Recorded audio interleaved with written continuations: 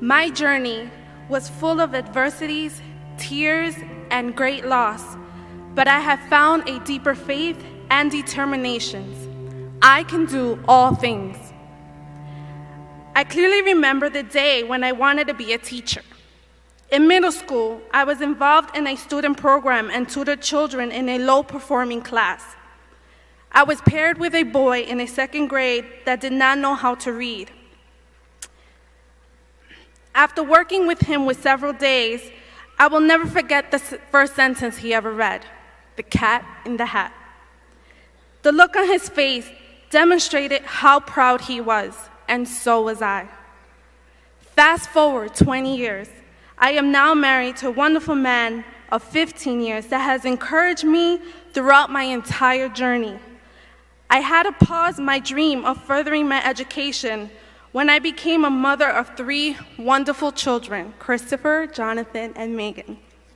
Now it is my time to teach them the biggest lesson I could, that they can do all things.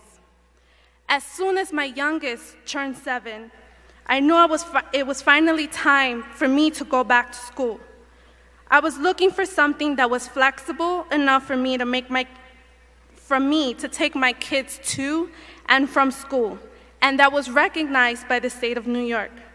If you live there, you know how difficult that is. I found WGU through a friend and felt it was the perfect choice for me. And so, the new chapter began. I was introduced to, in my opinion, the best mentor ever. Brittany Sidaway and I have been on this journey for the past 5 years. Courses were challenging, the hours were long, and submitting to task streams seemed endless at times, but I can do all things. A couple of years ago, my father went missing. He was found a few hours later in the hospital in a coma. This was the beginning of many nightmares. My dad had been such an inspiration to me my whole life.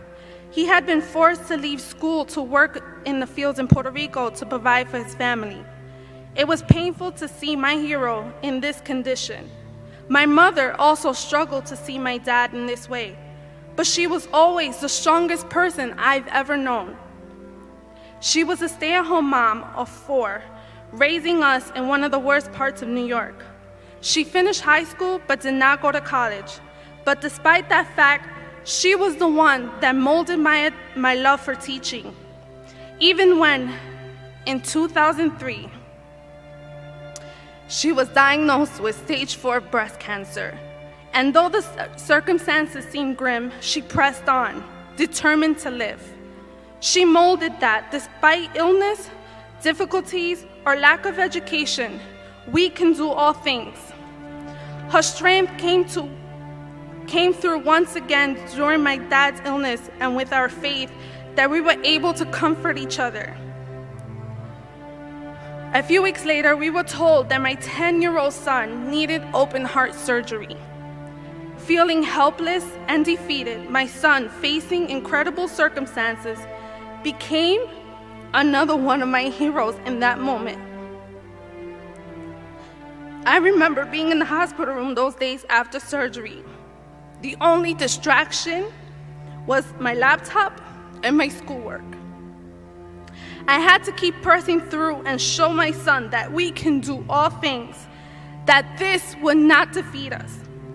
Then, 7 months after my son's surgery, my mother, my inspiration, my best friend, became gravely ill. We had to rush her to the hospital despite her unwillingness to go. I will never forget that day. I was in the ER and I had forgotten about my weekly call, but Brittany was always on time. I was distraught, but trying to keep a positive attitude. Brittany always listened. I explained my situation and she was able to ease my worries. A few days after my mother had been hospitalized, she went to a better place. On her last day of being with me, I promised I would finish school and care for my children, my father, my aunt as best as I could. I would need to remind myself that I can do all things. After several months of grieving, my father started getting worse. He was heartbroken. Then the inevitable happened. My dad also went to be to a better place. He passed away 5 months after my mother. Again, Brittany came to my rescue and offered her support. It was the most challenging year of my life. Still, I was so close to completing my degree. I took comfort in focusing on what lay ahead, a wonderful career in teaching. I needed this for my parents, for my husband, my kids, and most importantly, for myself. 8 months after my father passed away, my aunt, his sister, also went to be to a better place. The stress of all my loss began taking its toll on me physically. One day, I felt a numbing sensation on the entire left side of my body. I went to the hospital and found out I had a mini stroke. I could not believe it. I remember lying in the hospital room contemplating everything that had gone on. Maybe I needed a break from school. Maybe this was a mistake. But when I got home, I remembered the encouraging words of my daughter and the look on that second grader's face when he read his first sentence years ago. I was reminded I can do all things. Though hardships and adversities were there, losing my mother and my father, struggling financially, I was reminded that I can do all things. As I look back, the pain of some of the obstacles are still there, but they do not determine my future, and my faith in God is stronger than ever. There is nothing impossible for those who believe.